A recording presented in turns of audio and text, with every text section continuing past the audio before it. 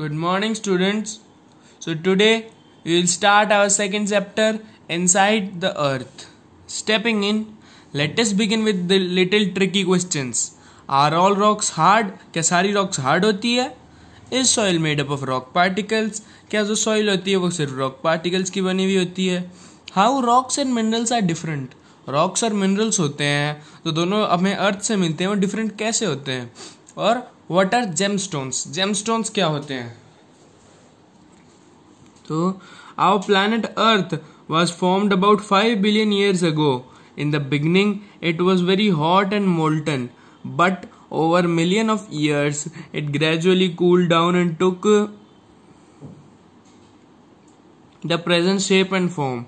The heavier element like iron, nickel collected in the interior most part, while the lighter elements such as aluminium, silicon, magnesium made up the outer parts. हमारी जो planet earth है वो लगभग 5 billion साल पहले बना था. शुरुआत में ये बहुत ज़्यादा गर्म था और मोल्टन पिघला हुआ था, but over millions of years, लेकिन मिलियंस ऑफ ईयर्स के बाद ये धीरे धीरे ठंडा हुआ और आज की प्रेजेंट शेप और फॉर्म ले ली. द हेवियर एलिमेंट्स, भारी एलिमेंट जैसे आयरन और निकल इसके इंटीरियर मोस्ट पार्ट में रहते हैं, जबकि लाइटर एलिमेंट जैसे सिलिकन, एल्यूमिनियम, मैग्नीशियम इसका आउटर पार्ट बनाते हैं.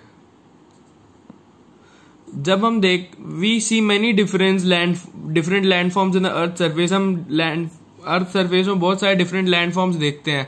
The oceans and seas are also source features at whose bottom lie in the sea floors and ocean beds. Ocean होते हैं और सी होते हैं, वो भी सोर्स फीचर होते हैं जिनके बॉटम लाई कहाँ होते हैं? सी फ्लोर में, मतलब समुद्र तल में, और ओशियन के बेड्स में, ओशियन के नीचे में.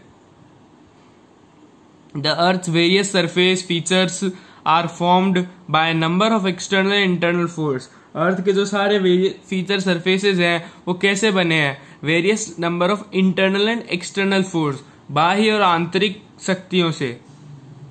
The external forces cause weathering and erosion bye agents. जो एक्सटर्नल फोर्स है वो वेदरिंग और इरोजन करवाती है बाय एजेंट्स के द्वारा, सच एज वाइंड. अब वो एजेंट्स कौन है? Such as wind, water, gravity और moving ice. These natural process are occurred of the million of years and are still continuing. ये जो नेचुरल प्रोसेस है ये मिलियन सालों पहले से, बहुत सालों पहले से चला आ रहा है और अब भी चल रहा है. The internal forces are generated by certain process which that constantly occur within the earth. जो इंटरनल फोर्स होती है वो जनरेट होती है constantly occur within the earth. These causes upliftment and subsidence in the earth surface. ये earth surface में एक upliftment और subsidence डाल देता है. On which the external force act to form various landforms. उसके ऊपर फिर external force various landforms बनाता है, जैसे mountains हुए, land हुई, plains हुए. Knowledge of the earth's internal structure will help us to understand the nature and origin of the various landforms we see on earth surface. अर्थ के structure की knowledge हमें बहुत सारी बातों के बारे में बताएगी. तो आइए पढ़ते हैं आगे. Inside the earth, if we were to cut the earth vertically, we will find that it consists of several layers of concentric shells like this: the crust, the mantle and the core. Crust. The topmost solid layer of the earth is called its crust. The major part of information about the crust is obtained from the seismic waves that are generated during the earthquake. जो topmost layer है अर्थ की वो crust कहलाती है. अर्थ crust की major information हमें seismic waves से मिलती है जो earthquake के टाइम पे निकलती है. Analysis of these seismic waves tell us and एक सेस्मिक वेव्स का एक एनालिसिस हमें ये बताता है that the earth interior comprises of various materials. जो अर्थ का इंटीरियर है वो बहुत सारे मटेरियल से बना हुआ है, present in solid, liquid and viscous state. Solid, liquid और विस्कियस मतलब पिघलती हुई स्टेट में, due to extremely high temperature and pressure inside the earth.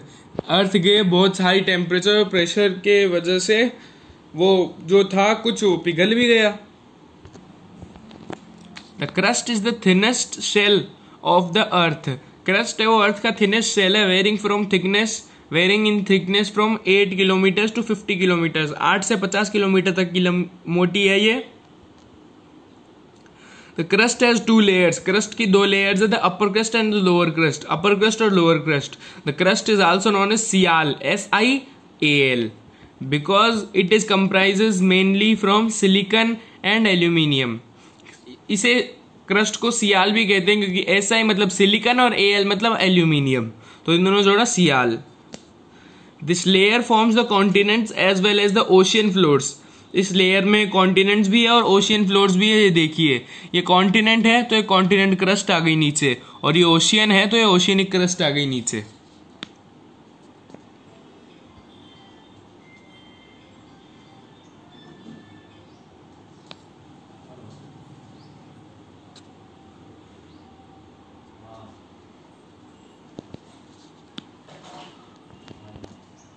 In the continents it is thicker, that is 30 to 50 kilometre. Continents में तो ये मोटी है 30 से 50 किलोमीटर जितनी, एंड इन ओशियन फ्लोर्स और ओशियन फ्लोर्स में इट इज थिनर, ये पतली है 5 to 10 किलोमीटर, 5 से 10 किलोमीटर की ही.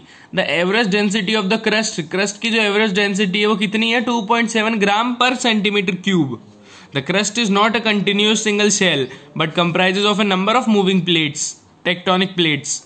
क्रस्ट एक कंटिन्यूस सिंगल शेल नहीं है, मतलब हिलता हुआ या चलायमान, but comprises of a number of moving plates. लेकिन इसके अंदर बहुत सारी मूविंग प्लेट्स है. These plates keep moving due to earth internal force. और ये जो प्लेट्स है ये अर्थ की इंटरनल फोर्स की वजह से हिलती रहती है.